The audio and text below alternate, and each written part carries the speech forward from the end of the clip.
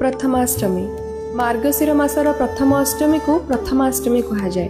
हेले काहेकि गीतारे भगवान श्रीकृष्ण कहिसंती मासानं मार्गशीर अहम अर्थात भगवान कहिसंती मास मध्यरे से निजे होचंती मार्गशीर। तेणु मार्गशीर मास जे सबु मास मध्यरे उत्कृष्ट एथिरे कोनोसी दिमत नाही। एही आधार रे पूर्व काल रे ओडिया पांजी गणना अनुसार मार्गशीर हेउथिला प्रथम मास।